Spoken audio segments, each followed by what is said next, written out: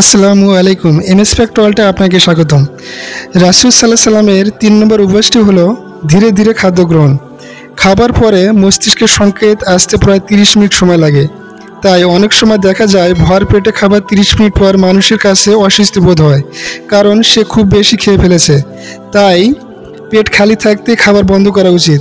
দেখবেন 30 মিনিট পরে আপনার মনে হবে আপনার পেট পূর্ণ হয়ে গিয়েছে। অথবা ধীরে ধীরে খাবার গ্রহণ করবেন, যার ফলে আপনি বুঝতে পারবেন আপনার পেট ভরে গেছে। তাই আল্লাহকে স্মরণ করে ধীরে ধীরে আহার গ্রহণ করা উচিত। নবী করিম সাল্লাল্লাহু আলাইহি সাল্লাম খাবার ধীর স্থিরভাবে ভালোভাবে চিবিয়ে খেতে বলেছেন এবং খাবার পর খাবারের পাত্র ও আঙ্গুল চেটে খেতে বলেছেন। বুখারী হাদিস 5140।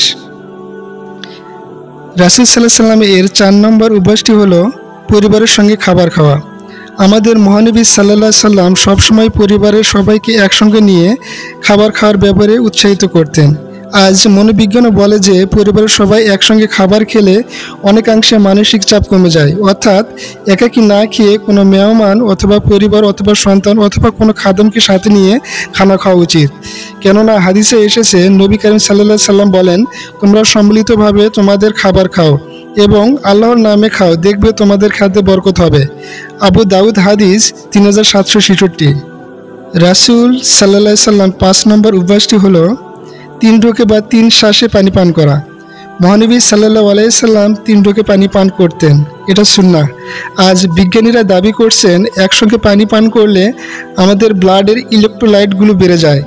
এর ফলে মাথা ব্যথা, মাথা ঘোরানো এবং ভারসাম্যহীনতার সৃষ্টি হতে পারে।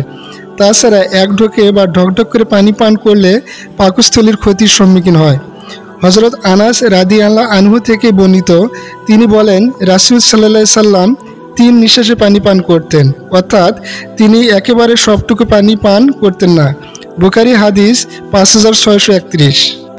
রাসূল সাল্লাল্লাহু আলাইহি সাল্লাম 6 নম্বর অভ্যাসটি হলো রোজা রাখতেন। রাসূল সাল্লাল্লাহু আলাইহি সাল্লাম মুসলমানদেরকে রমজান মাসে রোজা রাখতে বলেছিলেন, যা ইসলামী ফরজ। রমজান মাসের বাইরেও তিনি মাঝে মধ্যে প্রায় রোজা রাখতেন। আজ জাপানি বিজ্ঞানীরাও বলছেন যে রোজা অত্যন্ত স্বাস্থ্যকর।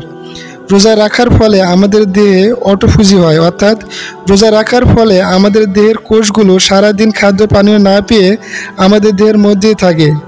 দেহের মৃত দূষিত কোষগুলোকে সবল কোষগুলো খেয়ে ফেলে, যার ফলে আমাদের ক্যান্সার ও অন্যান্য শারীরিক রোগ থেকে রক্ষা করে।